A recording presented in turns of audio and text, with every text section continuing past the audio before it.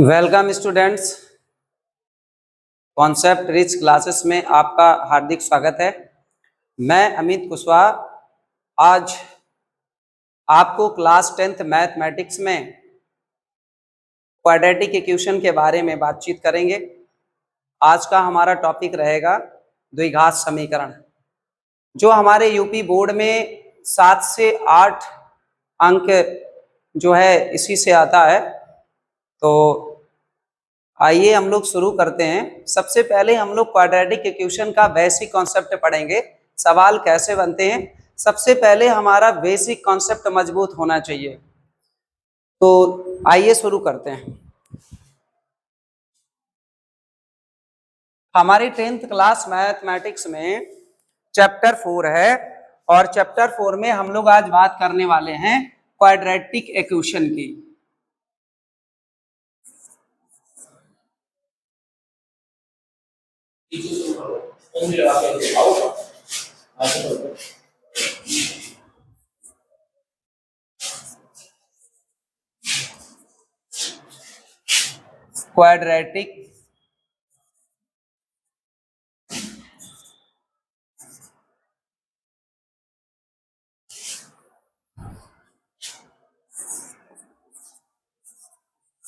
Quadratic equation, जिसे हम हिंदी में द्विघात समीकरण कहते हैं। द्विघात समीकरण शब्दों से ही आपको पता चल रहा होगा।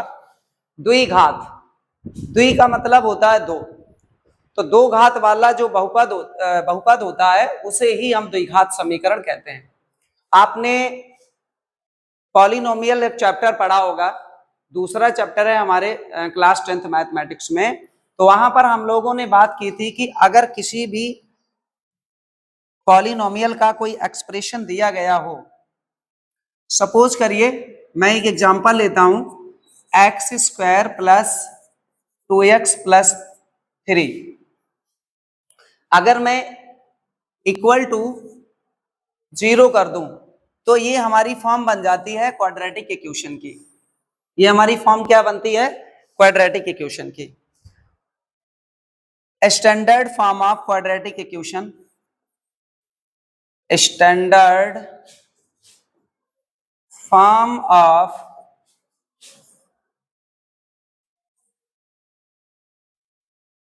Quadratic equation ax² plus bx plus c is equal to 0। ये हमारी क्वाड्रेटिक इक्वेशन की स्टैंडर्ड फॉर्म होती है, जिसे हिंदी में हम कहते हैं द्विघात समीकरण का मानक रूप या द्विघात समीकरण का व्यापक रूप। जहां एक कंडीशन और होती है, जहां बेटा where a does not equal to 0, a 0 नहीं होगा, एंड ए बी सी और real number, a b c वास्तविक संख्याएं हैं, a b c are real number. जहां बेटा ए बी सी क्या है? वास्तविक संख्याएं हैं। ठीक है,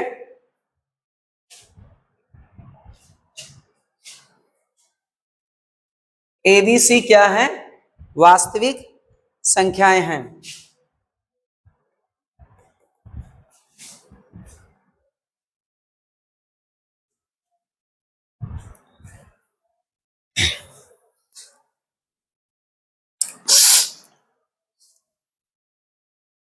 इसके बाद बेटा हम लोग पढ़ेंगे द्विघात समीकरण में अगर आपके मूल दिए हों, द्विघात समीकरण में अगर आपके मूल दिए हों तो द्विघात समीकरण को किस प्रकार बनाएंगे। यदि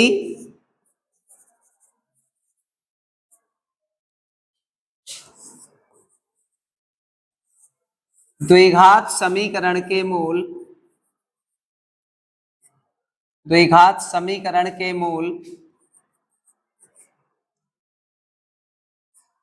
अल्फा कामा बीटा दिए हो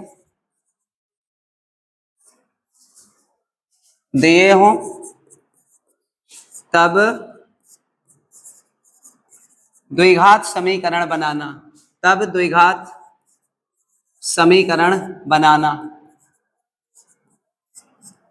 इसमें बेटा होता क्या है कि x square minus alpha plus beta x plus alpha into beta is equal to 0। ये हमारा जो है इक्वेशन होता है। यदि द्विघात समीकरण के मूल अल्फा और बीटा दिए हो तो तब द्विघात समीकरण बनाओगे तो x square minus alpha plus beta x plus alpha into beta. Alpha plus beta क्या होता है? अल्फा प्लस बीटा होता है मूलों का योगफल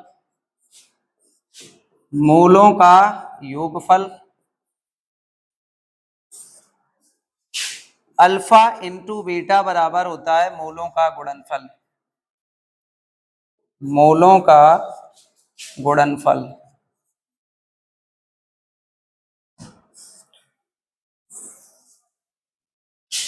का गुणनफल।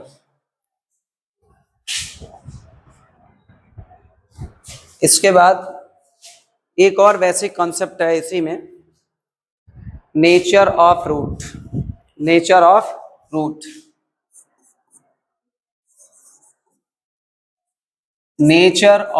रूट्स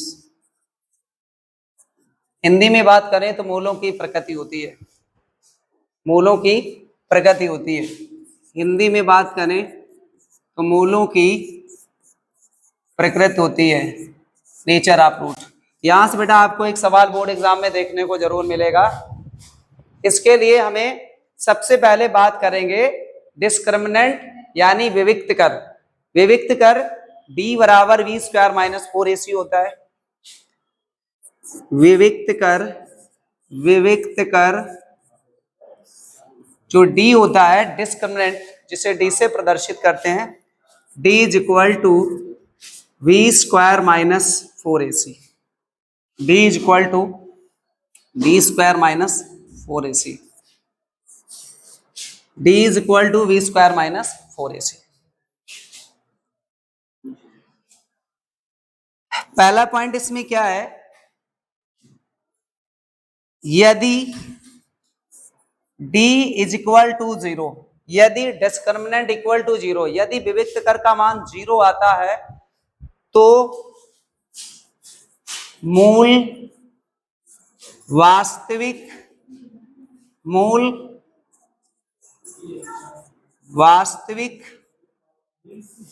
और समान। अगर इसमें इंग्लिश में बात करें कि if d is equal to 0, अगर मैं इसे इंग्लिश में लिखना चाहूं तो if d is equal to 0 then roots are real and equal। Second में अगर इसमें हिंदी में लिखेंगे यदि d ग्रेटर देन 0, तो बेटा मूल जो है मूल तो वास्तविक होंगे, मूल वास्तविक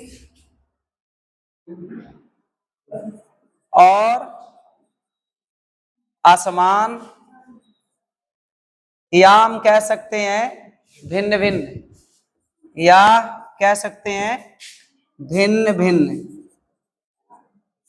भिन्न मतलब अलग अलग। मूल तो रियल होंगे लेकिन उनकी जो वैल्यू आएगी अल्फा और बीटा की वो अलग अलग आएगी। अंग्रेजी में अगर बात करें, इंग्लिश में if d greater than 0 then roots are equal and different। Different.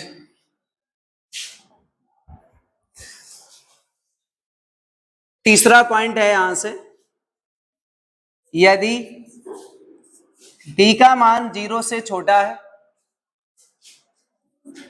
तो मूल बटा होंगे काल्पनिक, मूल काल्पनिक, या हम दूसरे शब्दों में कह सकते हैं या मूल वास्तविक नहीं, या मूल वास्तविक नहीं। अगर बेटा अंग्रेजी में बात करें, if t less than 0 then roots are imaginary, roots are imaginary, roots are imaginary। अब हम बात करेंगे standard form of quadratic equation, standard form of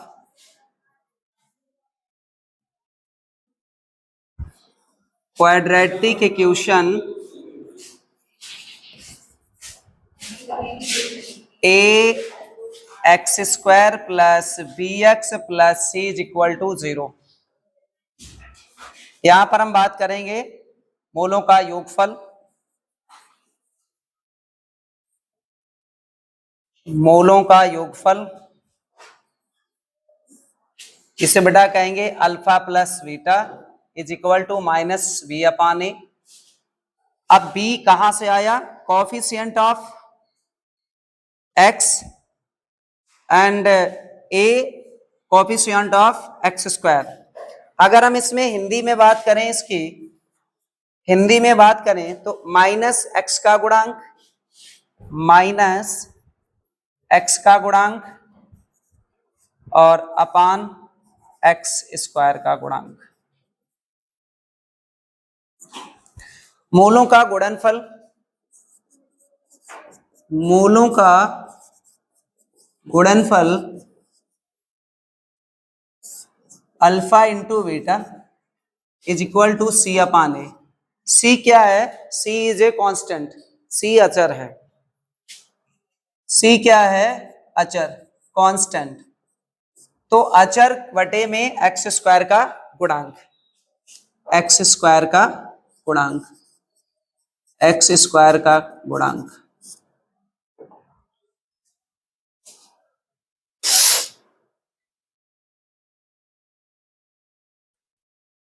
अब हम कुछ इसी के एग्जाम्पल लेते हैं। सपोज करिए कि एग्जाम्पल में एक हमारे पास क्वेश्चन है x square plus 3x plus 2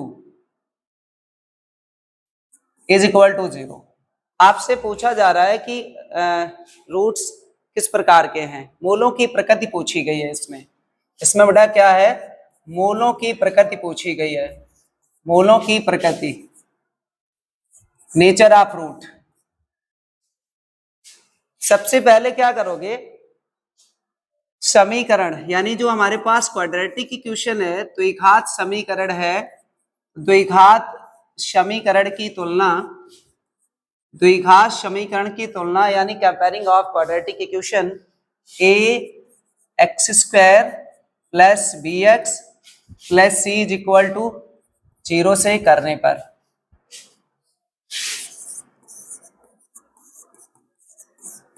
ए x square plus b x plus c बराबर 0, ये standard form of quadratic equation होता है। ए की वैल्यू यहां से बेटा आएगी 1, क्योंकि जहां पर कुछ भी नहीं दिया होता है तो वहां पर एक्स स्क्वायर का गुणांक 1 होता है, कोफिशिएंट ऑफ 1। बी कॉमा करके b is equal to 3 and c is equal to. तो अगर हमें नेचर ऑफ रूट निकालने हैं तो सबसे पहले हमें डिस्क्रिमिनेंट ज्ञात करना होगा, यानी d का वैल्यू निकालना होगा। d is equal to b square minus 4ac होता है। v की वैल्यू हमारे पास है 3 का होल स्क्वायर माइनस 4 इंटू ए हमारे पास 1 है और c हमारे पास 2 है। 3 का स्क्वायर होता है 9 माइनस 4 1 जा 4 2 जा 8 इज इक्वल टू 1। अब डिस्क्रिमिनेंट की वैल्यू जो आई 1 आ गई। 1 क्या है बेटा? परफेक्ट स्क्वायर नंबर नहीं है। 1 जो है परफेक्ट स्क्वायर नंबर है। अगर कोई भी नंबर परफेक्ट स्क्वायर है यानी पूर्ण वर्ग है, किसी भी संख्या का अगर हम वर्गमूल लें, किसी भी संख्या का अगर हम वर्गमूल ले लें तो वह परफेक्ट स्क्वायर नंबर होता है। तो d बराबर 1 हमने क्या बोला था?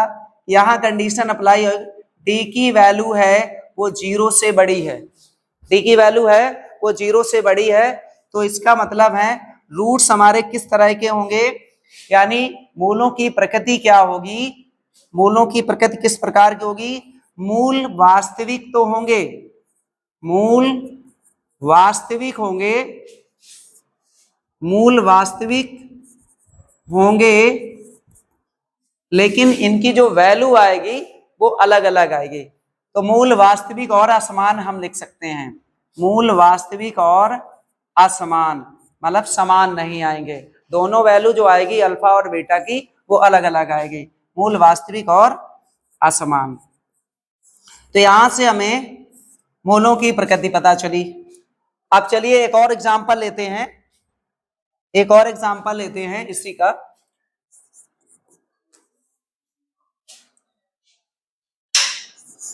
X square plus 2x plus 1 is equal to 0, a is equal to 1, v is equal to and c is equal to 1, c is equal to 1। d is equal to होता है v square minus 4ac, b का value उठाएंगे 2, 2 का square minus 4 गुणे a की value 1 और c 1 हो जाएगा। 2 का स्क्वायर कितना हो गया? 4 minus 4 is equal to 0। D हमारे पास 0 आ गया। हमने कंडीशन पढ़ी थी बेटा कि जो डी है अगर डी की वैल्यू 0 के बराबर है तो मूल वास्तविक यानी roots are real and equal, मूल वास्तविक और समान, मूल वास्तविक और समान होंगे। एक और उठाते हैं एग्जांपल इसी का, एक और एग्जांपल लेते हैं।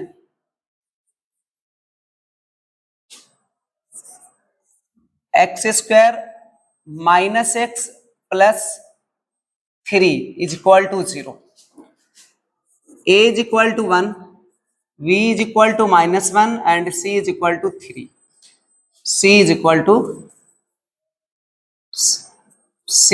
टू 3। अब हम लोग क्या करेंगे, इसका डिस्क्रिमिनेंट निकालेंगे यानी विविक्त कर ज्ञात करेंगे। तो d इज इक्वल टू होता है v square minus 4ac, v का वैल्यू माइनस 1 है तो माइनस 1 का स्क्वायर माइनस 4 इंटू a की वैल्यू 1 है एंड c की वैल्यू 3 है। माइनस 1 का स्क्वायर 1, किसी भी नेगेटिव नंबर का जो स्क्वायर होता है वो ऑलवेज पॉजिटिव ही आता है। माइनस 4 1 जा 4 3 जा हो जाएगा 12। अब हमारे पास वैल्यू जो आएगी माइनस का 11 आएगी, d is equal to minus 11।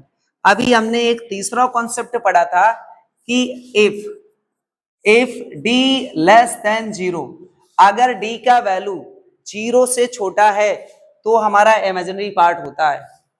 तो रूट्स कैसे होंगे? रूट्स आर इमेजिनरी, यानी मूल वास्तविक नहीं, या हम लिख सकते हैं मूल काल्पनिक होंगे। मूल वास्तविक नहीं, मूल वास्तविक नहीं,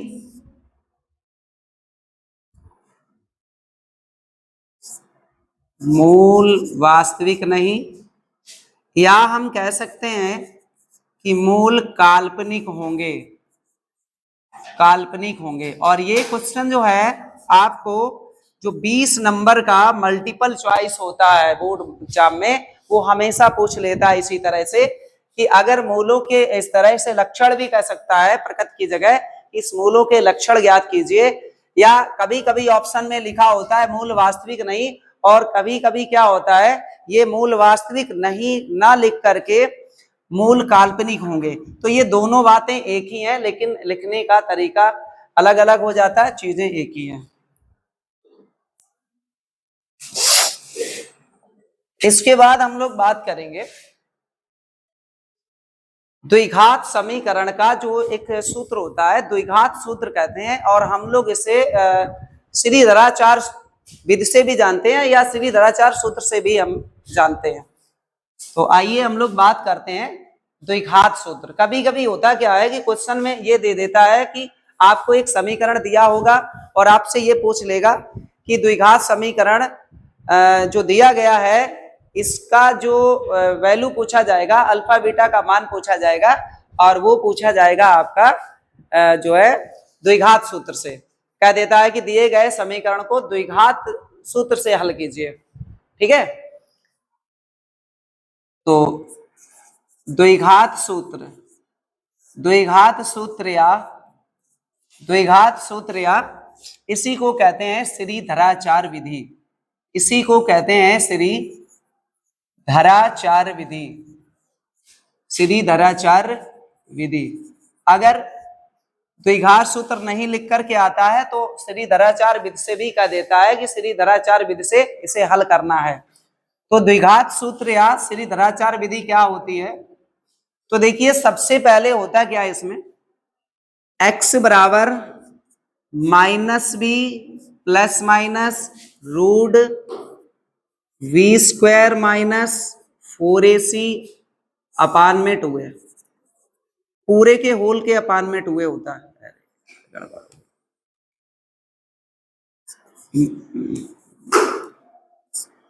minus b plus minus root b square minus 4ac upon 2a, ये हमारा मेन फार्मूला होता है द्विघात सूत्र का। इसे हम इस तरह से भी लिख सकते हैं, x बराबर, अगर आप अलग अलग लिखना चाहो तो पहले हम प्लस चिन्ह लेंगे, minus b plus root b square minus 4ac upon में 2a, या इसे हम लिख सकते हैं x बराबर, जब हम माइनस चिन्ह लेंगे यहां से तो minus b minus root b square minus 4ac upon में 2a। या इसको एक और तरीके से हम लिख सकते हैं, अगर आपसे ये पूछा जाए कि द्विघात समीकरण ज्ञात करने के लिए जैसे डी का वैल्यू पूछे, जैसे कभी कभी क्या होता है कि अगर मूलों की प्रकृति कैसी है, वास्तविक है, तो उसे हल कीजिए। तो इसके लिए सबसे पहले हम लोग क्या निकालते हैं, डी, क्या निकालते हैं, डी, और डी किसके इक्वल होता है, वी स्क्वायर माइनस 4ac के। ये हमारा होता है डी, होता है डिस्क्रिमिनेंट, जिसे हम लोग हिंदी में व्यक्त कर कहते हैं। तो यहाँ पर जब हमें एक सवाल पूछा जाए कि कोई हमारा क्वाड्रेटिक इक्वेशन है, तो उसमें अगर मूल वास्तविक हैं या समान है तो उसे हम जो है आगे सॉल्व करेंगे, अगर नहीं है तो नहीं सॉल्व करेंगे, ऐसे सवाल पूछता है। तो सबसे पहले इसका क्या निकालेंगे, x बराबर minus b plus minus root d करके अपान में 2a लिख सकते हैं, या इसे हम अलग अलग करके लिख सकते हैं। अगर हम प्लस चिन्ह लें तो x की वैल्यू जो आएगी minus b plus root D upon में 2a, या हम इसको लिख सकते हैं x is equal to minus b, जब यहां से हम माइनस चिन्ह लेंगे तो माइनस का रूट डी अपान 2a हो जाएगा। तो इसे हम इस तरह से लिख सकते हैं, और ये मेरा मेन फार्मूला होता है। ये जब लगाया जाता है, ये फार्मूला हम कब लगाएंगे, जब हमें पता होगा कि मूलों के लक्षण या मूलों की प्रकृति कैसी है, वास्तविक और समान है, तो उसे हल कीजिए। चलिए इस पर एक एग्जाम्पल लेते हैं, इस पर एक एग्जाम्पल उठाते हैं। एग्जाम्पल क्या है इसका, सबसे पहले देखते हैं। X square plus 5x plus 6 is equal to 0। यहां पर a की वैल्यू हमारे पास कितनी है, 1, v है 5 एंड c है 6। सबसे पहले हमें d निकालना होगा, d इज इक्वल टू होता है b square minus 4ac। v का वैल्यू हमारे पास है 5, 5 का स्क्वायर माइनस 4, a की वैल्यू 1 एंड c की वैल्यू 6। 5 का वर्ग होता है 25 माइनस, और 4 छंग 24, बराबर में कितना आया, डी का वैल्यू 1 आ गया। अब डी का वैल्यू 1 आ गया भाई, तो डी का वैल्यू जब 1 आया है तो डी ग्रेटर देन 0। डी कैसा है? D greater than 0। तो मूल हमारे होंगे वास्तविक, मूल वास्तविक और असमान, वास्तविक और असमान। अगर मूल वास्तविक हैं तो उन्हें आगे हल करना होता है। अब हम फार्मूला लगाएंगे x बराबर minus b plus minus root D upon 2a, क्योंकि यहां पर हम ऑलरेडी डी की वैल्यू निकाल चुके हैं, तो ये हम फार्मूला यूज करेंगे। तो x इज इक्वल टू आएगा हमारे पास माइनस, और b हमारे पास है 5 plus minus root 1 upon 2 into 1। a की वैल्यू कितनी है? 1। x is equal to minus 5 plus minus root 1 का स्क्वायर रूट कितना होता है? रूट 1 का स्क्वायर रूट 1 होता है। तो x is equal to minus 5 plus minus 1 upon 2। Plus चिन्ह लेने पर टेकन पॉजिटिव साइन, प्लस चिन्ह लेने पर, प्लस चिन्ह लेने पर x की जो वैल्यू आएगी minus 5 plus 1 upon 2, minus 5 plus 1 यानी माइनस का 4 अपान 2, 2 से कैंसिल करेंगे 2 टाइम में माइनस का 2 आएगा। x इज अब क्या करेंगे? माइनस चिन्ह लेने पर, माइनस चिन्ह लेने पर तो x की वैल्यू आएगी minus 5 minus 1 upon 2, minus 6 upon 2 is equal to minus 3। 2 से करेंगे 3 टाइम जाएगा। तो यहाँ पर हमें ये जो क्वाड्रेटिक इक्वेशन दी गई है तो उसके रूट्स पता चले, -2 -3। तो आज हम लोगों ने क्वाड्रेटिक इक्वेशन के बेसिक कंसेप्ट को समझा, और जुड़े रहिए हमारे साथ कॉन्सेप्ट रिच क्लासेस में। और अगला जो है, अगले दिन हम आपको जो है इसी को जो है प्रैक्टिस सेट कराएंगे, ताकि आपको ज्यादा से ज्यादा क्वेश्चन को करवा सकें, जो बोर्ड एग्जाम में आपको बहुत ही हेल्पफुल होने वाला है। Thank you.